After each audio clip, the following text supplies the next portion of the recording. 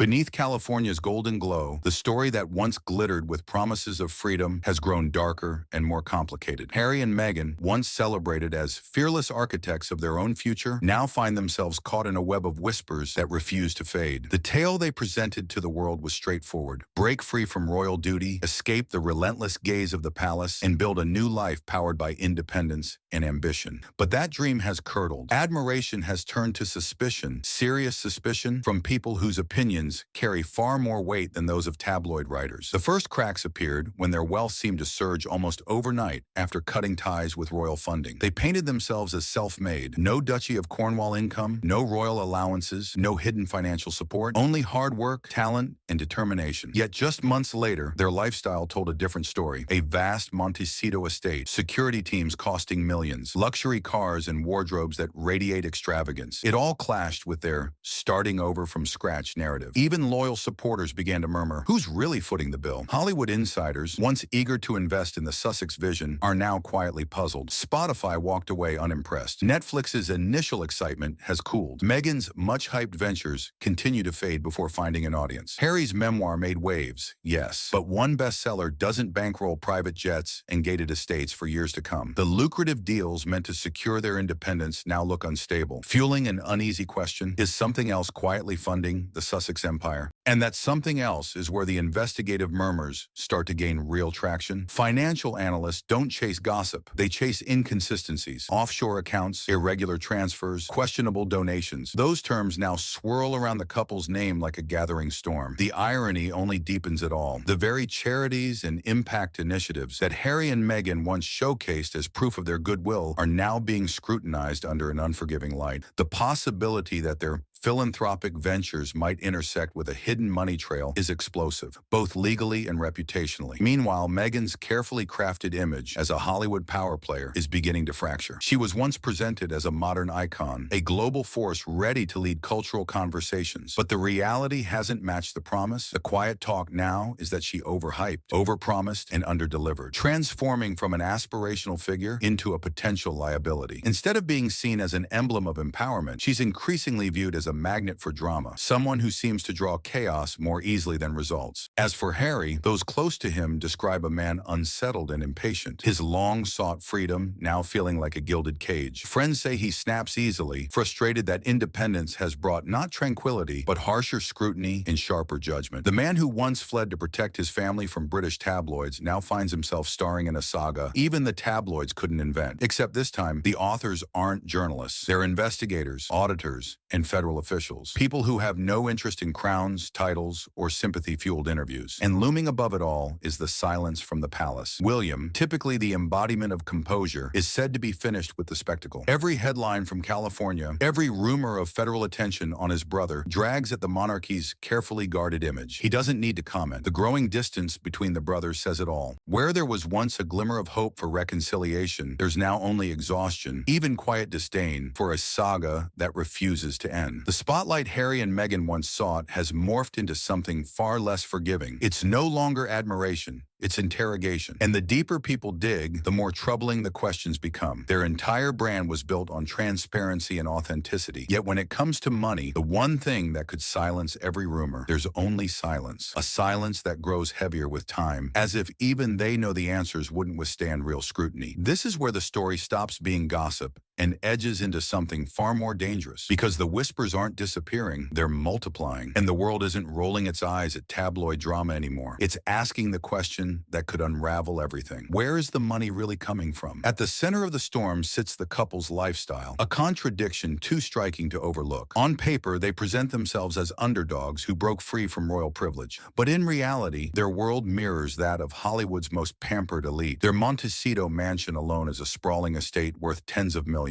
Add to that an ever-changing lineup of luxury cars, couture wardrobes displayed at every appearance, and vacations drenched in extravagance. These aren't the hallmarks of people rebuilding rebuilding from scratch. They're the unmistakable signs of a family living far beyond the modest means they claim to have. In Los Angeles, the executives who once rushed to align themselves with Meghan's brand are starting to shift uneasily in their seats. When she first arrived, she was billed as the next great cultural force, someone who could blend royal prestige with Hollywood influence, bringing credibility and star power to any project she touched. But the outcomes haven't matched the promise. Behind the buzz, there are quiet stories of documentaries that fizzled out, partnerships that never took shape, and pitches that seem driven more by ambition than by vision. Instead of becoming the icon, she's become the subject, the headline everyone talks about. And in an industry that values delivery over drama, being labeled more spectacle than success cuts deep. Harry hasn't escaped the scrutiny either. His memoir made headlines around the world, but the spotlight dimmed almost as quickly as it appeared. A single book deal, no matter how lucrative, isn't a long-term financial foundation. Critics now question whether Harry has found any real path forward beyond revisiting his past. For years, his story revolved around breaking free from the monarchy's shadow. But once you've escaped, what comes next? Without the palace as his foil, his narrative feels increasingly unanchored, and insiders say the frustration is showing. Those close to him describe a man growing irritable, restless, and weighed down by the realization that the freedom he fought for has become its own gilded cage. And now, the financial concerns overshadow the personal ones. Investigators don't appear without reason. Their presence signals that the anomalies go far beyond unflattering headlines. Offshore accounts, shell donations, irregular money transfers. These are not trivial red flags. And when they intersect with charitable ventures, they invite a level of scrutiny that can't easily be ignored. Philanthropy, once their golden shield, now threatens to become the very sword turned against them. Few things erode credibility faster than whispers that charitable ventures might be disguising financial maneuvering. Meanwhile, the palace's restraint only amplifies the glare. William's silence has become its own kind of statement. By refusing to engage, by continuing his duties without even a word of defense for his brother, he reinforces the image of distance. The monarchy survives on stability, tradition, and quiet control. Every headline hinting at investigations or questionable wealth cuts directly against that foundation. And within royal circles, Harry's actions are no longer seen as bold. They're seen as reckless. Even Hollywood, once their sanctuary, is showing signs of fatigue. Executives are realists. They'll tolerate controversy when it sells, but not when it costs more than it earns. Meghan's once hyped projects are losing momentum, and the appetite for Harry's confessions is fading fast. In an industry that measures worth in results, whispers of underperformance can be fatal. Without major successes, the couple risks being viewed as liabilities instead of assets. And as the questions grow louder, one reality becomes impossible to ignore. Sympathy doesn't last forever. The global audience that once cheered their break for independence is no longer satisfied with curated photos or vague assurances. They want clarity, proof, answers that make the numbers add up. And the longer that silence lingers, the harsher the spotlight burns. The irony couldn't be more cutting. The couple who once sought freedom from scrutiny now live beneath a magnifying glass far stronger than any tabloid's lens. Only this time, the observers aren't gossip writers or critics, they're investigators, armed with the power to turn whispers into indictments. And the question echoing everywhere is as simple as it is devastating. How do they afford it all? Their public image is built on independence, but the numbers don't align. Book royalties, speaking engagements, and a few media deals can't possibly stretch far enough to fund the staggering costs of private security, luxury estates, and constant transatlantic travel. When expenses vastly outweigh visible income, suspicion fills the void. This isn't curiosity anymore. It's accountability. The stakes have grown far heavier than gossip. A federal investigation isn't born from rumor. It begins with flagged transactions, data anomalies, and financial patterns that demand explanation. And if those investigators uncover irregularities, the fallout won't stop at reputation. It could turn legal, audits, fines, even charges, phrases no one ever imagined being spoken in the same breath as the Duke and Duchess. The glitter of Montecito could vanish overnight, replaced by the cold glare of a courtroom spotlight. Public opinion, once generous, is turning fast. Dinner tables, office chatter, and online debates all circle back to the same uneasy question. Something doesn't add up. Supporters who once hailed them as courageous trailblazers are beginning to hesitate. Sympathy came easily when the story was about breaking free from the crown. It's harder to sustain when the narrative shifts toward the exploitation of trust. And without goodwill, even their brand of victimhood begins to crack. Behind the scenes, the pressure is showing. Harry's temper reportedly flares. Meghan's composure grows harder to maintain. The couple who once prided themselves on controlling the narrative now find the lens turned squarely on them. No Netflix special, no Spotify podcast, no memoir can rewrite the story if investigators uncover truths they've worked to conceal. The fairy tale of independence has warped into something closer to a cautionary tale. What comes next could determine the future of their legacy. If they can prove their wealth is clean, transparent, earned, and above board, they may yet reclaim trust. But if those whispers solidify into evidence, their empire won't just crack, it will collapse. And when it does, the same spotlight they once courted will illuminate their downfall in merciless detail. The irony couldn't be sharper. A couple who fled the palace to escape scrutiny now face a harsher light than any royal before them. The truth, once elusive, is closing in. Until Harry and Meghan finally answer the question that refuses to fade: where does the money come from?